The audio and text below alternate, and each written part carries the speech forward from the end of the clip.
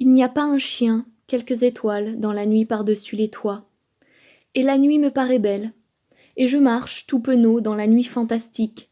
Mais dans ma bouche, ma salive me dégoûte. Fuis la puanteur, et par les rues, marche, marche, va-t'en. Déjà les maisons sont plus rares. Je trouve l'herbe, je m'y étends. Je m'y arrange comme un chien. Au loin, un ivrogne chante l'amour aux persiennes. Dino Campana. En expirant sur l'arbre affreux du Golgotha, de quel regret ton âme, ô Christ, fut-elle pleine?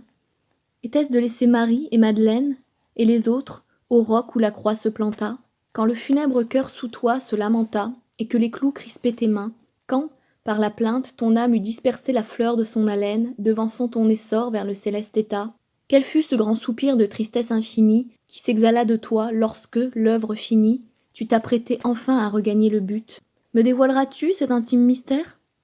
Ce fut de ne pouvoir, jeune homme, le fiel but, serrer contre mon cœur mes bourreaux sur la terre. Émile Nelligan.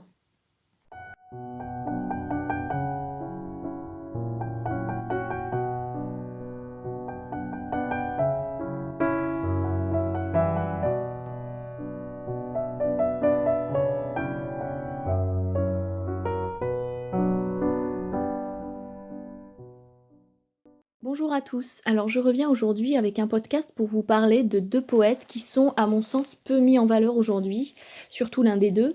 Il s'agit du québécois Émile Nelligan et de l'italien Dino Campana. Émile Nelligan, c'est un jeune prodige québécois qui a été interné malheureusement avant l'âge de 20 ans parce qu'il souffrait de schizophrénie. Il faut savoir qu'il a eu très peu le temps de publier. Toutefois, s'il détestait l'école et qu'il a vite abandonné, c'était un élève distrait et peu motivé. Il était littéralement passionné par la poésie et par le théâtre. Et il se faisait remarquer déjà par ses compositions et par ses poèmes qui étaient, on va le voir, très influencés par les poètes romantiques. Il récitait également des poèmes lors de soirées culturelles et il avait tendance à impressionner vivement son auditoire. Il se fait connaître notamment par des poèmes comme Le Talisman, Amour immaculé, La Passante ou Notre-Dame des Neiges et Nocturne séraphique. Toutefois, il faut savoir que ce jeune poète n'a jamais eu en fait la possibilité d'achever son premier recueil de poésie, qui devait s'intituler, selon ses propres notes, Le Récital des Anges ou alors Motif du Récital des Anges. En effet, il avait lui-même dit « Je mourrai fou comme Baudelaire ». Il était atteint, comme je l'ai dit, de schizophrénie et il ne s'en est jamais remis. Apparemment, ces troubles ont commencé en 1897 et ils se sont fortement aggravés en 1899, ce qui se matérialisait chez lui par des idées de suicide, des cris, des crises avec ses deux parents et un mépris total vis-à-vis des gens qui l'entouraient. Il avait tendance à s'enfermer tout seul des journées entières avec une pensée en furie, d'où a pu éclore, cela dit, des merveilles littéraires. C'est donc à la demande de son père qu'il est interné en août 1899. Il ne ressortira plus jamais. On pense qu'il a subi peut-être une lobotomie, en tout cas la camisole de force, c'est fort probable. En 1925, il est transféré dans un second asile. Il vit littéralement dans un monde intérieur, dans le monde de la contemplation, mais on pourrait le dire, il mène une existence extrêmement comateuse, végétative. Il est perdu dans un songe et il est décédé officiellement d'une insuffisance cardio-rénale. Pour ce qui est de Dino Campana, les choses se sont déroulées un peu de la même manière, sauf qu'il a été interné définitivement à l'âge de 33 ans. Avant ça, il a tenté d'étudier la chimie à l'université de Bologne, mais il a déjà été interné à cette période-là, en 1904, une première fois parce qu'il montrait des graves désordres psychiques qu'on avait déjà observés quand il était adolescent. Ensuite, en 1908, il a fait une tournée de l'Amérique du Sud, de l'Uruguay à l'Argentine, où il a même exercé le métier de pianiste de bordel. À son retour, malheureusement, il est de nouveau interné. Il repasse par la case asile en Belgique et en France.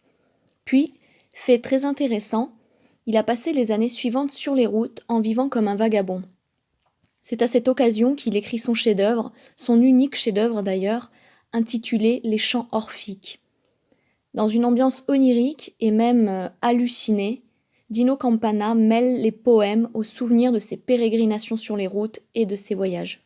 On raconte même qu'il essayait de les proposer aux terrasses des cafés à des gens à Florence, et quand il voyait que les dites personnes étaient intéressées, il déchirait les pages devant elles parce qu'il considérait qu'elles ne seraient pas bien comprises. Lui, il a été finalement transféré dans un asile à Florence en 1918, puis son internement a été totalement irrévocable fin janvier 1918, donc à 33 ans, il a cessé d'écrire. Alors, il est mort par contre à 47 ans d'une septicémie généralisée, et ce qui est absolument passionnant, c'est qu'il faut savoir qu'apparemment, Dino Campana a eu l'opportunité de sortir, mais qu'il était tellement lui aussi dans un immobilisme existentiel, dans une peur de vivre, le corps enchaîné et donc finalement l'esprit et l'âme également enchaînés, qu'il a refusé de sortir de l'asile. Il a préféré rester enfermé. Maintenant, je voudrais vous parler des influences d'Émile Nelligan et de Dino Campana, car en effet, si j'ai décidé de les traiter ensemble, c'est parce qu'il y a là encore de nombreuses similitudes. Tous deux sont biberonnés au romantisme et au symbolisme. Or, qu'est-ce que le symbolisme ? Ce sont les dernières vapeurs sublimes du romantisme. En fait, cette influence se nourrit d'une très grande sensibilité chez les deux hommes qui ont, on peut le dire, les nerfs à fleur de peau. C'est pourquoi certains thèmes les inspirent particulièrement. L'amour, la mort, la nature et la culture, les souffrances, les douleurs, et évidemment le désespoir et potentiellement un faible espoir. Alors certes, le cœur et la chair exultent et frémissent, mais il y a un contrôle dans la plume et un lyrisme qui est tout de même un peu moins exacerbé que chez les romantiques du 19e. D'ailleurs, il y a un côté à l'os et instinctif chez Nelligan et, à mon sens, un peu plus travaillé et un peu plus fin chez Dino Campana. Toutefois, comme je l'ai dit, les thèmes se recoupent très fréquemment, comme par exemple le malheur amoureux chez Campana quand il écrit « Avec elle qui jamais ne naquit et qui pourtant mourut, et m'a laissé le cœur sans amour, et porte pourtant le cœur en peine, laissant mon cœur de porte en porte. » Un autre thème qui est assez marquant, aussi bien chez Nelligan que chez Campana, c'est le mysticisme et la religion. Alors personnellement, je parlerai effectivement de religion et de mysticisme clairement affirmés chez Nelligan. Chez Campana, il y a plus, on va dire, une sensibilité et une émotivité spirituelle. Mais donc chez les deux, cela donne des élans extatiques qui sont absolument sublimes. C'est le cas par exemple chez Nelligan dans son poème Amour immaculé, où il écrit « Le soir, l'esprit hanté de rêves nébuleux et du céleste écho de récitals étranges, je m'en viens la prier sous les lueurs oranges de la lune qui luit entre ses blonds cheveux. Telle sur le vitrail de mon cœur je t'ai peinte, ma romanesque aimée, ô pâle et blonde sainte, toi, la seule que j'aime et toujours aimerai. Mais tu demeures muette, impassible et trop fière, tu te plais à me voir, sombre et désespérée, errer comme mon amour, comme en un cimetière. » Alors évidemment, il faut comprendre ce poème comme un amour à la Vierge Marie. C'est un amour d'un enfant à sa mère, et c'est une position qu'il prend très souvent d'ailleurs, cette position christique. Il y a ce côté sacrificiel perpétuel chez lui, et cela nous en apprend beaucoup d'ailleurs. On comprend que finalement, Nelligan était quelqu'un qui était perpétuellement sur le fil, qui était entre la vie et la mort, qui se voyait lui-même comme un martyr avant l'heure. Cette facette mystique, je l'ai dit, on la retrouve également chez Dino Campana, quand il essaye, on va dire, de pousser à l'extrême cette vision d'une femme intouchable, d'une femme extrêmement froide, qui serait finalement une autre version de la Vierge Marie. Il essaye de montrer, notamment dans les chants orphiques, à quel point cet amour céleste, finalement, s'accommode mal de la vie terrestre, et ça donne quelques vers magnifiques, tels que « Le faible cœur battait une palpitation plus haute. Toi, tu avais éteint la fenêtre. Là-haut, nue, mystique, profonde, dévastation infiniment œillée, c'était la nuit tyrénienne. » Par ailleurs, un autre sujet que les deux poètes ont tendance à aborder assez souvent, c'est le rapport à la nature. Chez Dino Campana, cette nature est en fait une terre-mère nourricière qui est là pour accueillir toutes les misères du monde et spécifiquement toutes les misères des hommes. Campana, quand il se recentre sur lui, doit pour cela se fondre avec la nature. Et de poussière, il se sent de nouveau poussière et c'est là qu'il se sent le mieux compris. On le voit très bien d'ailleurs quand il écrit « La matrone sauvage m'avait pris, sûrement mon sang tiède était bu par la terre. Maintenant, la lumière était plus pauvre sur le terrain nu, dans la laine métallisée des guitares. Tout à coup, l'enfant libéré exhala sa jeunesse. » C'est absolument sublime. Ainsi, chez Dino Campana, c'est une nature qui protège, c'est une nature qui permet pour une fois d'être un peu moins sur le fil, parce que Dino Campana, comme Nelligan, est perpétuellement sur le fil.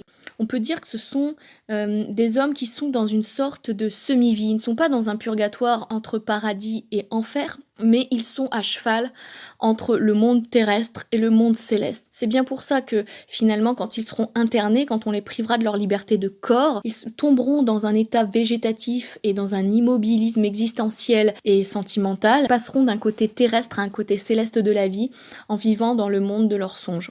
Néanmoins, chez Nelligan, si on aborde bien la nature, on voit qu'elle est tout de même parée d'une image plus hostile que chez Dino Campana.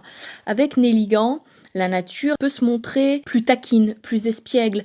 Et surtout, il peut y avoir une lutte entre la nature et l'homme. Et ça, on le voit très bien dans son poème Soir d'hiver, quand il dit « Tous les étangs gisent gelés. Mon âme est noire. Où vis-je? Où vais-je? Tous ces espoirs gisent gelés. Je suis la nouvelle Norvège. Dans les blonds ciels s'en sont allés. » On observe qu'en fait, Émile Nelligan calque son âme et son humeur sur la nature. Or, comme la nature peut être revêche, notamment l'hiver, eh bien lui-même, son âme est noire et ses espoirs se retrouvent gelés. Alors que chez Campana, au contraire, il y a un côté immémoriel, un côté atemporel de la nature qui jamais ne faiblit, qui finalement nous offre une fidélité dans sa grandeur, et c'est ce qui permet à Campana de trouver un véritable cocon. Il n'y a rien de tel chez Nelligan. Nelligan se met à égalité avec la nature et encore une fois fusionne avec elle, alors que Dino Campana voue une admiration à la nature, à la terre-mère nourricière, et se retrouve finalement dans une position beaucoup plus verticale et asymétrique. Un autre point qui selon moi est très intéressant, c'est le savant jeu de dichotomie entre l'ensevelissement, l'obscurité, la nappe de ténèbres qui recouvre la vie, et la lumière, l'espoir, la flamme, en d'autres termes la vie. Ça, on le voit très bien chez Dino Campana, on peut passer du champ lexical du désespoir le plus sombre, le plus noir, à la lumière, et donc quelque part à celui de la résilience. Par exemple, il évoque très fréquemment le cauchemar de la brume, ce cimetière, une longue léthargie, un de leurs rêves maléfiques. Et toujours le champ lexical du rêve d'ailleurs. Chez les deux poètes, on est toujours dans le monde de la contemplation et des songeries, c'est-à-dire que leurs poèmes sont à l'image de la réalité que eux se sont créés dans leur esprit, absolument pas de la, entre guillemets, vraie réalité de la vie. On ne touche pas à la matérialité de la vie avec eux, mais on est dans un fantasme perpétuel et parfois même un peu psychédélique. Mais parfois chez Campana, il y a, toujours pétri de mysticisme, une espérance qui permet de garder un petit soupçon d'espoir au milieu de l'obscurité. Quand il écrit par exemple « Ô espérance, espérance, par milliers les fruits resplendissent dans l'été. Un cœur enchanté est à son murmure, chanteur qui vit en myriades d'étincelles. Voici la nuit, et voici que me veillent des lumières, et moi lointain et seul. Sereine est la moisson vers l'infini, serein est l'esprit vers des poèmes muets. » Voilà, c'est ce qui est extrêmement beau chez Dino Campana, c'est qu'il ne prend pas vraiment la réalité pour ce qu'elle est, vu qu'il est perpétuellement sur un fil entre le terrestre et le céleste, lui-même n'arrive pas à avoir de demi-mesure. Soit il est dans une myriade d'étincelles, comme il le dit bien, et dans l'espérance, avec un E majuscule, soit il est dans des rêves maléfiques et des cauchemars. Chez Émile Nelligan, on observe aussi cette dichotomie entre l'ombre et la lumière, mais avec un sérieux accent mis sur le désespoir, sur la mort, sur la souffrance perpétuelle. En fait, la vie d'Émile Nelligan est un long cauchemar permanent. C'est un long cauchemar permanent émaillé de rares touches de lumière, et il est en quelque sorte comme Antonin Artaud, quand ce dernier écrit « Je n'ai jamais bien été de ce monde-ci », c'est exactement pareil pour un Émile Nelligan. Et on le voit très bien, notamment dans son sublime poème qui s'appelle « Devant le feu ». J'aperçois défiler, dans un album de flammes, ma jeunesse qui va, comme un soldat passant, au champ noir de la vie, arme au poing, tout en sang. Je pense qu'on ne peut pas faire plus noir que ce poème, et pourtant il en dit long encore une fois sur l'état d'esprit d'un jeune homme qui s'est toujours senti aux prises avec un monde qui refusait de s'accrocher à lui et auquel lui-même avait du mal à s'accrocher. Pour conclure, je dirais donc que ces deux poètes ont des points naturels convergents. qui sont par exemple les influences du romantisme et du symbolisme, les thèmes abordés de la souffrance, de la mort, le mysticisme, la religion, l'amour évidemment déçu et extrêmement tragique, la nature, la terre-mère, la nature hostile. Toutefois, on observe que chez Nelligan, il y a un côté presque poussé à l'extrême quand même, au niveau du désespoir, quand chez Campana, il me semble qu'il peut y avoir quelques petites touches de lumière un peu plus importantes. Leurs destinées individuelles, qui se rejoignent et qui se recoupent assez sensiblement, ont influencé leur œuvre et inversement. On pourrait dire que ces deux poètes maudits, ces deux très jeunes poètes, ont été dans une chute perpétuelle. Comme j'ai dit tout à l'heure, un cauchemar permanent, on pourrait dire une chute perpétuelle. C'est exactement ce qu'écrit le poète Paul Vallée quand il disait « Au sommet de l'absurde, j'entrevois des lueurs. Il y a un abîme entre nos yeux. Tête à tête avec moi, le combat recommence. Je péris donc je suis. » Je pense que je vais conclure là-dessus parce que je pense que c'est ce qui représente bien ces deux poètes. Ce ne sont pas des poètes qui ont vécu ou qui ont sous-vécu. On va dire qu'ils ont vécu à cheval, encore une fois, entre deux mondes, entre le céleste et le terrestre, et qui ont constamment brûlé pour leur œuvre. En cela, je pense qu'ils restent parmi les derniers artistes, les derniers poètes qu'on pourrait qualifier de sacrificiels. Voilà, j'espère que ça vous a plu. Bien évidemment, ce podcast n'avait pas pour but d'être exhaustif, mais juste de vous présenter deux génies de la littérature qui, je trouve, encore une fois, ne sont pas vraiment mis en lumière aujourd'hui. J'espère que ça vous aura donc donné envie de les découvrir et je vous dis à bientôt pour un prochain podcast.